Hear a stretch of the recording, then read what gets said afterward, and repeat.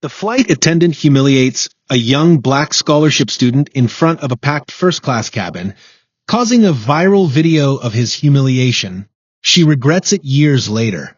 The airport was a strange kind of limbo, neither here nor there, a place where time seemed stretched thin like the shimmering heat above a runway. It smelled faintly of reheated pretzels, burnt coffee, and the tang of jet fuel that drifted in every time the automatic glass door slid open. The overhead announcements, with their detached, slightly hollow voices, looped endlessly in the background, occasionally drowned out by the rolling thunder of suitcases across tiled floors. Gate C-27 was buzzing in the distracted way only an afternoon departure could be. Parents wrangling children, lone travelers glued to their phones, couples in matching hoodies sharing earbuds. No one noticed him at first. He stood a little apart from the cluster of passengers gathering near the boarding line, his duffel bag slung over one shoulder, a creased boarding pass in his hand. He was tall, but not imposing, lean in the way of someone who'd grown up stretching every calorie. His sneakers were clean but worn thin at the soles, the laces frayed. His clothes didn't scream designer labels, just a plain navy hoodie and jeans faded from too many washes. A woman in a beige trench coat, scrolling through her phone, glanced up at him and then away, just as quickly. Another man, business suit sharp and briefcase at his feet, took a slightly longer look, curious, not unkind, but measuring somehow. He didn't notice them noticing. His eyes were on the window, where the aircraft sat bathed in late summer light, white fuselage glinting, the tail fin cutting a sharp line against a sky the color of soft blue glass. This was a big flight for him, in ways no one around him could guess. The boarding announcement crackled over the speakers, priority passengers first. The young man shifted his duffel to his other shoulder and stepped back, letting the parade of suits, strollers, and first-class tickets move ahead. He was used to waiting. The flight attendant at the gate scanned tickets with the efficient smile of someone whose friendliness had been reduced to muscle memory. Behind her, at the threshold to the jet bridge, stood another attendant, this one older, in her 50s maybe, with perfectly coiffed blonde hair, pearl studs, and a uniform that looked starched enough to stand on its own. Her name tag read J. Hartwell. Her smile at the first-class passengers was warm, almost maternal. She adjusted a tie here, complimented a scarf there. But when the young man finally stepped forward, handing over his boarding pass, her eyes flicked to the duffel bag. "Sir," she said, the tone not hostile but clipped, "that's a carry-on?" "Yes, ma'am," he replied, his voice soft but certain. "It's within the size limit." She didn't look at the tag or the dimensions. Instead, her eyes lingered a moment too long on his hoodie, the worn strap of the bag. "We'll see if there's room," she said, not quite smiling, and gestured him through. The jet bridge smelled of rubber and faint mildew, the kind that clung to places where air never really moved. Inside the cabin, light poured through the oval windows, catching dust motes in the air. The flight attendant from the gate walked ahead of him, greeting passengers as they found their seats. "Welcome aboard, Mr. Lansing. Right this way, Mrs. Chu." "Oh, hello there, sweetheart." When he reached his row 24, seat B, she was there again, watching him try to stow his bag in the overhead. The compartment above was already crammed, but he managed to slide it in without forcing it. "Be careful not to crush other passengers' belongings," she said, voice pitched just loud enough for the woman in the aisle seat to glance up. "Yes, ma'am," he said again, keeping his voice level. The woman beside him, a grandmotherly type with silver hair and a paperback, smiled faintly, as if in apology for the awkwardness. He settled into his seat, feeling the familiar tightness in his chest that came when he was in places where the rules seemed to shift for reasons no one said out loud. He'd grown up with that tightness. It was there when he was the only black kid in his AP history class, when the cashier at the thrift store followed him down the aisle, when he walked into scholarship interviews and felt eyes skim over him like they were already calculating what kind of charity case he'd be. Still, this flight was supposed to be different. This flight was the first step toward something big, a conference he'd been invited to speak at, the kind of opportunity that could shape his entire career before it even began. The safety demonstration began, but his mind wandered.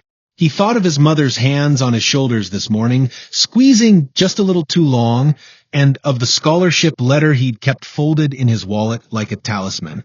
The first 90 minutes passed in relative peace. He read from his notes, adjusted his earbuds, drank the small plastic cup of ginger ale he was given. The blonde flight attendant passed through twice, her smile intact for others, but quick and cool when her eyes landed on him. It was during the second drink service that it happened. She reached his row with the cart, pausing by the grandmother in the aisle. "Another ginger ale?" she asked warmly. The older woman nodded, and the attendant poured it, handing over a napkin. Then her eyes moved to him. "And for you." "Same, please." She poured the ginger ale, but when he reached for it, she glanced at his tray table. "You'll need to clear that off first," she said, though there was nothing but his folded notes and the empty cup from earlier. He stacked them neatly and held out his hand for the drink. She set it down with just a bit too much force, some of it sloshing over the rim. "You might want to be more careful," she said, voice carrying down the row. "Wouldn't want to spill, though I suppose you're used to making a mess." The words hung there, absurd in their pettiness, but sharp enough to draw the attention of passengers nearby. The grandmother beside him frowned. "That was uncalled for," she murmured, just loud enough for him to hear. A man across the aisle pulled out his phone. The young man's cheeks burned, but he forced a polite smile. "I'll be careful, ma'am." She moved on, but the tension lingered. Whispers rose in the rows ahead. The man with the phone pretended to check his messages, but kept it angled just enough to capture video. By the time they landed, the clip had already hit Twitter. 15 seconds of awkward silence, his quiet, "Yes, ma'am," and her parting glare. By the time he reached baggage claim, strangers were tagging him in posts, calling her out by name, demanding the airline respond. And somewhere, in a quiet kitchen hours later, Jay Hartwell watched herself on a stranger's phone screen, grainy but unmistakable. She told herself it was nothing.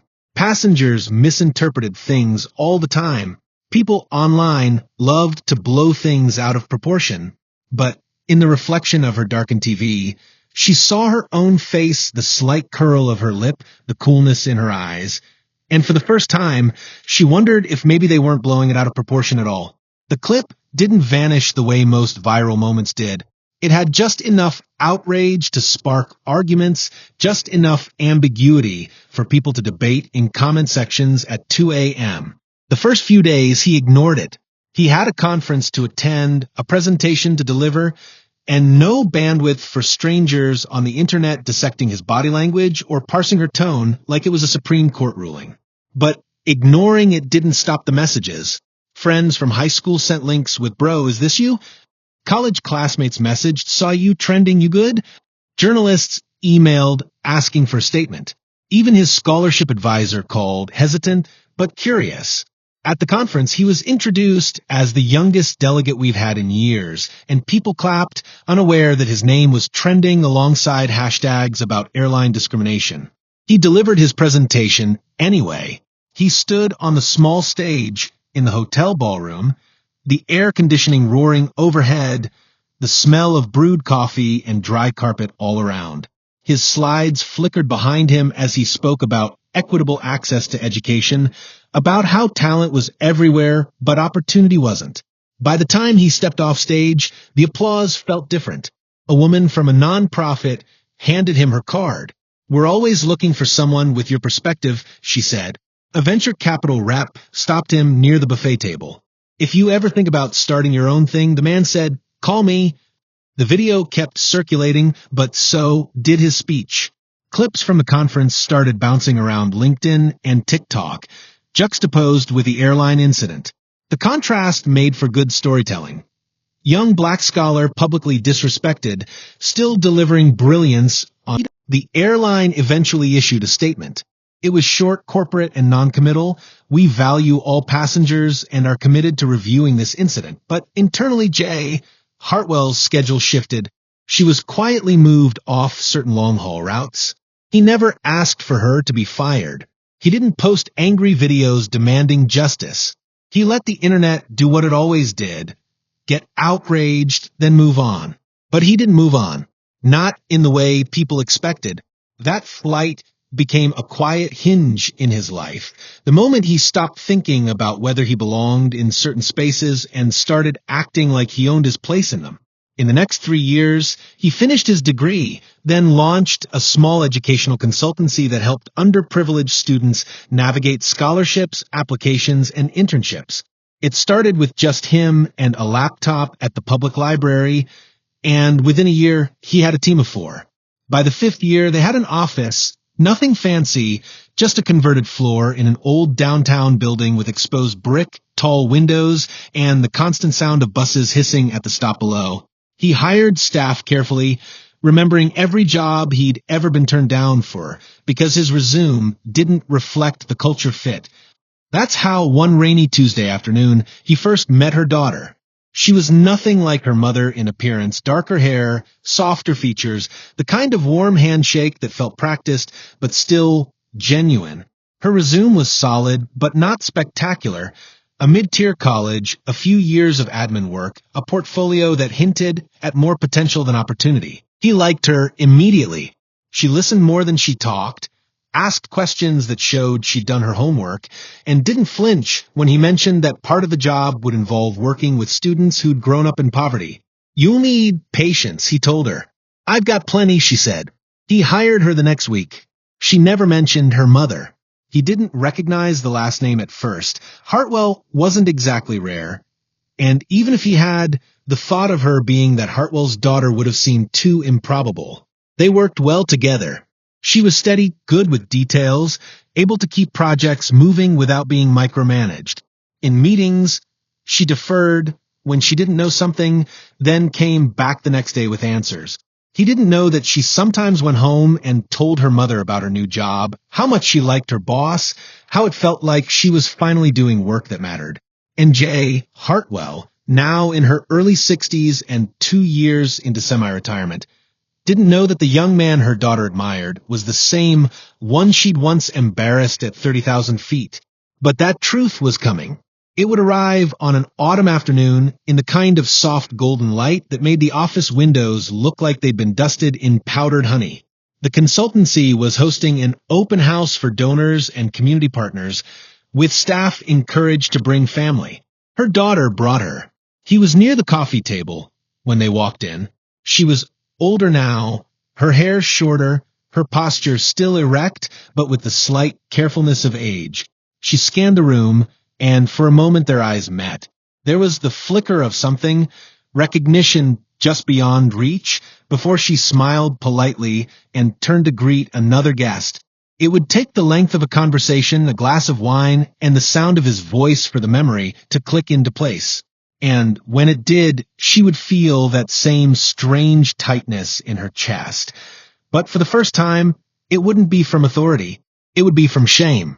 The rain had stopped hours ago, but the ground outside still glistened as though the sky had only just finished crying. Margaret stood by the glass door of her daughter's small but modern office building, her fingers curling and uncurling against her palm. She wasn't supposed to be here. She had told herself she was just in the neighborhood, that she wanted to surprise Emily for lunch, but the truth pressed heavier than the clouds above. Her daughter's voice had sounded distracted on the phone earlier, warm but clipped, the way people speak when they're in the middle of something they can't pull away from. "Big meeting with my boss today," Emily had said. "Someone important. We're finalizing a huge contract." Margaret had smiled then, picturing some mid-40s executive in a pressed suit, the kind of man with hair like polished steel and a handshake that tries to crush bone. She'd imagined she might meet him in the hallway, offer her polite thanks for giving her daughter a career. Inside the lobby, the receptionist gave her a curious look, but didn't stop her from walking toward the meeting room. Emily's mother was a known face around here, after all. The frosted glass panel was half closed, light spilling around its edges. Margaret could hear voices inside, low and conversational, and then a laugh, deep, warm, and strangely familiar in a way that made her stomach pull tight. She slid the door, just enough to see. The first thing she noticed was Emily, confident, poised, smiling in that way Margaret always wished she could claim credit for. But Emily's gaze wasn't on her mother. It was on the man seated across from her, leaning slightly forward, his broad shoulders relaxed in the tailored navy suit he wore as though it were second skin. His hair had a few silver threads at the temples now, but his eyes, those eyes were sharp and steady, the same deep brown Margaret had seen years ago, in an entirely different setting. She froze. For a moment, she thought she must be wrong. This man didn't belong to that memory, the cramped aisle of an airplane, the heat of late summer, the sound of her own voice pitched just loud enough for everyone to hear. The young man from that day had been dressed in worn jeans and a thrift store hoodie, clutching a faded backpack like it was armor.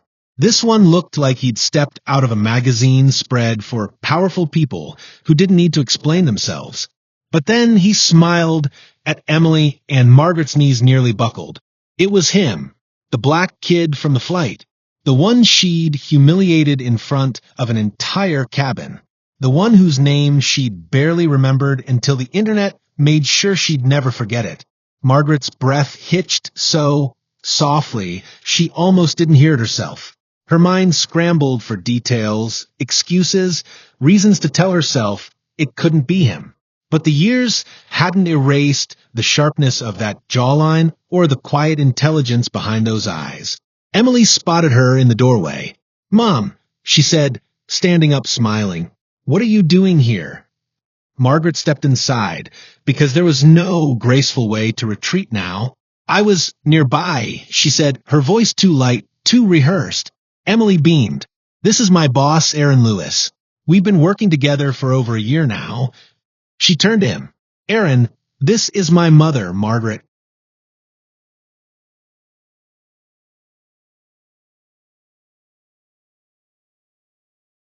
Aaron stood. He was taller than she remembered, or maybe just broader now, filled out in a way that made him seem unshakable. He extended his hand, and Margaret took it, trying not to flinch at the firmness of his grip. "A pleasure," he said. His tone was neutral, polite, but the way his eyes held hers was anything but casual. The handshake ended, but the weight in the air didn't lift. Emily gestured toward the chairs. "Mom, you should join us for lunch. We were just wrapping up." Margaret hesitated, then sat because her legs felt too stiff to carry her anywhere else. Aaron returned his seat, but his gaze lingered just a second longer than politeness required. Emily, oblivious to the undercurrent, launched into talk about the project, some expansion deal, new markets, a big break for the company. Margaret nodded in the right places, but her focus kept slipping. Every time Aaron spoke, she searched for any sign of recognition in his words, any small inflection that might betray what he remembered. And then, when Emily excused herself to take a phone call, leaving them alone, Aaron leaned back in his chair. "I knew I recognized you," he said quietly. Margaret's fingers tightened around her coffee cup. "Oh!" He smiled faintly, not the kind of smile that warmed, but the kind that sharpened. "Took me a moment. It's been, over 20 years?" Her throat was dry. "I'm not sure I know what you mean." "You do," he said. No accusation in his voice, just certainty. "August 2004, Flight 267 from Atlanta to Boston. You told me my ticket didn't belong in first class. Made me stand while you verified my seat. In front of everyone." The memory slammed into her like turbulence she couldn't brace for. The hiss of the air vents, the shuffling feet, the embarrassed glances from strangers who did nothing. She remembered the heat in her cheeks, not from shame, but from the satisfaction of proving a point she didn't even realize was poisoned. I didn't." "You did," he said simply, "and you made sure everyone heard." Margaret swallowed hard. "I was just doing my job." Aaron leaned forward, his voice dropping to a near whisper. "No, you were doing what you thought your job was. And maybe that version of you believed it. But it cost me more than you realized that day." She didn't know where to look. His eyes were too steady, too knowing. And yet, he continued, almost casually, "Life's funny. Here we are. I sign your daughter's paychecks now. She's brilliant, by the way. You must be proud." Margaret's face fell hot. "I am." He studied her for a beat, then leaned back. "Good. Then maybe you'll understand when I say I don't hold grudges, but I don't forget either.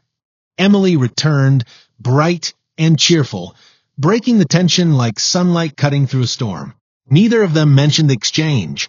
Lunch passed in polite conversation, but every word between Margaret and Aaron was edged with what had been said and what hadn't. When it was over, Margaret stood in the parking lot, watching as Aaron walked away toward his car. His stride was confident, unhurried, the stride of someone who had rebuilt himself from the ground up. She realized then that any apology she could offer would sound small compared to the life he'd made without her. And yet, as he opened his car door, he glanced back and met her eyes one last time. Not with malice, not with triumph, but with something quieter. Understanding, maybe, or the knowledge that some debts can't be repaid, only acknowledged. Margaret drove home in silence, the weight of that day in 2,000 for pressing against her chest. For the first time, she let herself sit with it, not as a moment she'd been justified in, but as the moment she'd been wrong, truly wrong. And she knew, as the afternoon sun sank behind her, that the acceptance she felt now wasn't about forgiveness. It was about finally seeing herself as she had been and deciding she would never be that person again.